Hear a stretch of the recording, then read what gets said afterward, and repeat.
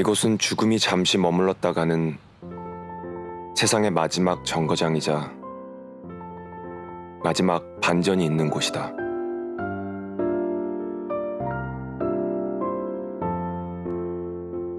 국내에 있는 법의관들 중 바로 이곳에서 유독 부패된 시신을 많이 부검한 이가 있다. 네, 안녕하세요. 저는 광주과학사연구소의 법의학 과장으로 일하고 있는 김혜정이라고 하고요.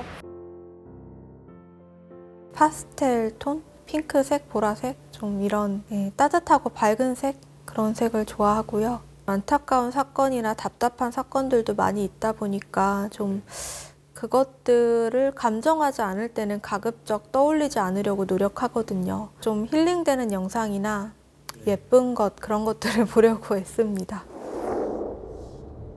국과수에서의 하루는 늘 갑자기 시작된다. 과장님, 부검 의뢰가 들어왔는데요. 시신이 좀 부패가 진행 중인 상황이고 긴급한 건이라고 해서 좀 급하게 부검을 빨리 해달라는 요청이 들어왔고요. 부패된 시신, 그리고 긴급 부검이다. 주거지에서 좀 부패 시신으로 발견된 남자분이 왔는데요. 일단 뭐 크게 손상이 보이는 부분은 외표상으로는 없어 보여서 일단 한번 봐야 될 것 같습니다. 법의학적으로 볼 때 죽음은 사망 원인과 사망 종류를 통해 정의된다. 따라서 자연사인가 사고사인가가 먼저 결정돼야 한다.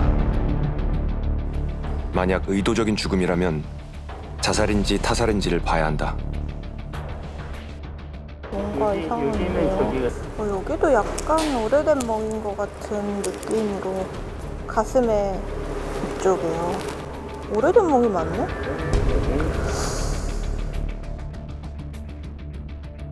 외표적으로 좀 애매하게 보이는데 이거 열어봐야 손상이 있는지 확인할 수 있을 것 같습니다. 갈비뼈 골절이 있는 것 같은데 이쪽에? 갈비뼈 뒤쪽 괜찮은가요? 일반적인 것 같긴 하거든요. 주로 가슴이랑 얼굴 쪽에 집중되어 있는 것 같은데 손상이. 폭행장애가 글쎄요, 이제 그런 얘기는 못 들었는데 그랬을 가능성도 있겠네요. 시신에서 의문의 흔적이 발견됐다. 그렇다면 타살 가능성이 있는 것이다. 신고가 들어왔는데 저희가 저 현장을 가보니까 부패 시신이 담요로 이렇게 얼굴까지 덮여져 있더라고요. 뭔가 부자연스러운 현장. 용의자가 있었다. 사망한 사람은 첫째 형인데 같이 살던 막둥이 동생이 잠적해버리니까 저희가 의심스러워서 그렇게 부검을 했습니다. 모든 것이 의심스러운 상황. 살해된 증거를 부검에서 찾아야 한다. 근데 이쪽은 좀 오래된 골절 같은데? 오래된 골절이랑 이제 최근에 생긴 걸로 보이는 골절이 같이 있네요. 8, 9, 10. 이게 앞뒤로 다 골절이 있어서 정확하진 않지만 대충 10군데 이상은 골절이 있는 것 같은데요. 일반적으로 이제 주거지에서 부패된 상태로 사망하는 경우는 이제 고독사가 가장 많고요. 술을 드시고 좀 여기저기 넘어지셔서 멍이 많은 분들이 있어요. 근데 이제 그것들은 사실 대부분 내부의 골절까지는 거의 동반되지 않은 상태가 많고요. 근데 이제 이분은 그런 것뿐만이 아니고 이제 갈비뼈 앞쪽과 뒤쪽 그리고 심지어는 좀 오래된 골절까지도 같이 동반되어 있는 걸로 봐서는 집에서 좀 반복적으로 뭔가 외력이 가해진 그런 상황이 있었구나. 사망한 지 3일 후 부패가 많이 진행되어 발견됐다. 당시 집안은 정돈이 잘 되어 있는 상태로 평범한 죽음인 것처럼 보였지만 부검에서 드러난 결과는 전혀 달랐다. 어떤 의도를 가지고 어떤 행위를 했느냐에 따라서 형량이 바뀔 수도 있기 때문에 법정에서도 형량이나 제명의 차이가 있을 것 같아요. 죽은 자와 산 자 모두의 운명이 바뀔 수 있는 부검 감정서 작성은 그래서 더 신중해야 한다. 일단 머리뼈 골절은 이제 오른쪽 측두부에서 머리뼈 바닥까지 이제 넓은 부위에 충격된 것 같고 그것도 일단 2번 이상, 2번 정도는 충격된 것 같습니다. 이러한 골절들이 사망에 이를 정도로 좀 심각하다고 생각되고요. 결국 사망에 이르게 한 원인은 누군가의 폭행이었다. 이제 누가 폭행을 했는지 수사를 통해 밝혀내야 한다. 국과수 부검을 통해 찾은 증거는 반복적인 골절. 네, 제가 탐문을 해보니까 그 막내 동생이 사망한 사람을 자주 폭행을 했었고 익산에 있을지 모른다라고 생각을 했어요, 저희는. 그래서 용의자는 경찰을 따돌리며 도주했지만 끈질긴 추적 끝에 결국 체포됐다.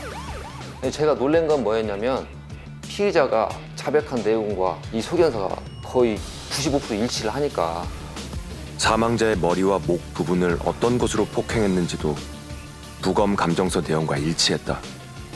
가로가 한 30cm 정도 되고 길이가 50cm 정도 되는 이런 도마가 있어요. 그렇죠. 그러니까 넓은 판이야. 2대를 때렸다고 그때 말했던 걸로 제가 기억을 하거든요. 때린 부위, 때린 횟수, 그다음에 때린 이런 흉기의 모양 등이 국과수에서 말한 거고 정확히 일치하고 있습니다. 아마 이 건이 부검이 안 됐다면 그냥 외표상으로 봤을 때는 사실 뭐 타살이라는 걸 의심할 만한 그런 상황은 아니었기 때문에 부검하지 않았더라면 아마 일반적인 뇌인사로 이렇게 묻혀졌을 가능성도 있고요. 그런 점에서는 좀 부검이 많이 도움이 됐다고 생각합니다. 부검은 죽음을 해석할 수 있는 유일한 단서가 된다.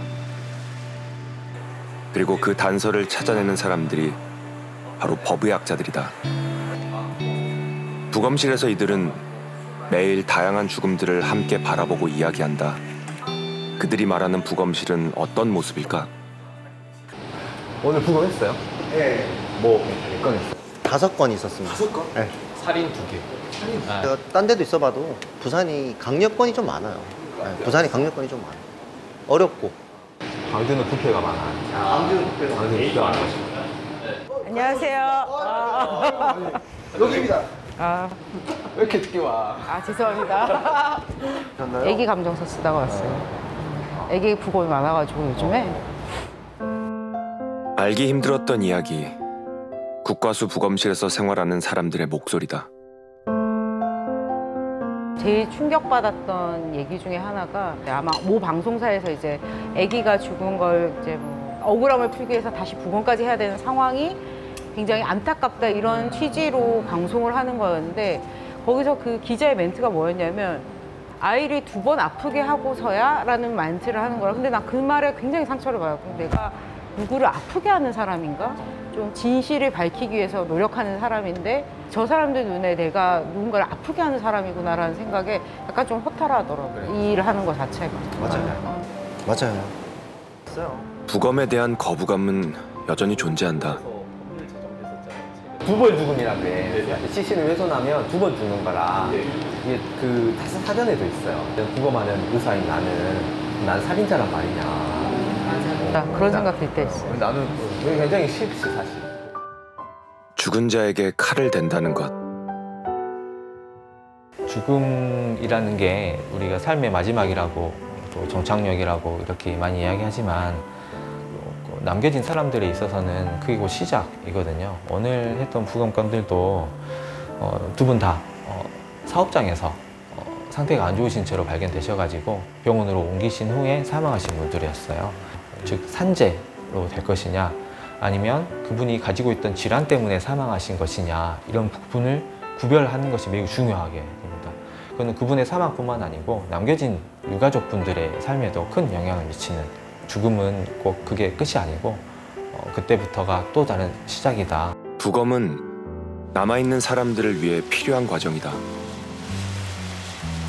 진하지 않은 향기를 담고 명확하지 않은 소견은 진술에 따라 결과가 달라질 수 있으며 거짓된 진술은 판단을 흐려놓기도 한다.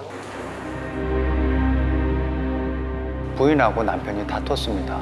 그리고 남편이 잠깐 나간 사이에 부인이 홧김에 목을 벤 것 같고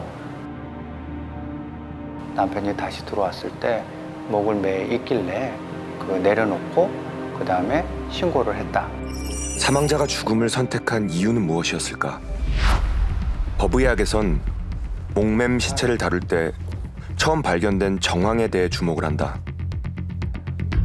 편사자는 안방에 누워 있는 거고 실제 발견했다고 하는 곳은 여기 두 번째 작은 방 문틀의 철봉에 매달려 있었다는 거죠. 문틀 위쪽에 있는 철봉에 끈을 걸고 매달려 있었다는 사망자. 그리고 목을 맨 앞쪽으로는 의자가 쓰러져 있었다. 철봉이 설치된 높이는 문틀로부터 약 190cm 높이였고 당시 아내가 의자를 밟고 올라갔던 것으로 보인다. 끈은 나일론 끈으로 흔히 볼 수 있는 것이었고 보통 발견자가 가족일 경우 놀라고 경황이 없어서 시신을 바닥에 내려놓는다고 한다. 이제 죽은 자의 이야기를 들어볼 차례다. 시신에 남겨진 흔적은 모든 것을 말해준다. 여기 이마에 보이는 거 이거를 좀 사진을 좀 촬영을 할까요? 이마에 붉은색을 띠는 타원형 형태의 크고 작은 상처들이 있다. 그다음에 왼쪽 팔 쪽에 보이는 그 상처 좀. 팔에도 비슷한 상처들이 눈에 띄었다. 그리고 목에도 지금 이마에 난 거하고 유사한 성상인데 이렇게 한 4개 이상의 그 표피 박탈이 있는데 생활 반응은 없어요. 주황 색깔이 나고. 몸 이곳저곳에 의문의 상처들이 있다. 그쪽에서 좀 재주세요. 상처들이 다 일정하게 보이진 않고 일반적으로 보이진 않죠. 이거가 현장에 있었다고 하는 그 막대기가 있거든요. 남편의 진술로는 이 플라스틱 막대기로 아내를 여러 차례 때렸다고 한다. 실외에서 가지고 들어온 플라스틱 막대기로 그 화가 나서 때렸다. 그리고 그걸로 찌르듯이 때렸다. 때린 것 때문에 여자가 또 속상하고 화가 나서 목을 맨 것 같다. 이렇게 얘기를 했습니다. 근데 표피가 너무 미끄럽게 벗겨졌기 때문에 모서리가 있거나 각이진 물체에 의해서 끓여서 생긴 상처로 보이지는 않는다. 지금 그 상처의 성상으로 봤을 때는 막대기에서 때려서 생긴 상처하고는 거리가 멀다. 표피가 벗겨지고 건조된 상처들은 막대기로는 나올 수 없는 것이었다. 양쪽이 다 점출혈이 많아요. 발이 지면에서 떠 있었다고 그랬거든. 근데 지금 이 모습은 맞지 않는 것 같아요. 그러게요. 이거는 진술에서 발이 지면에서 떠 있었다고 하니 이 여성분의 체중이 목에 다 걸렸다고 봐야 되거든요.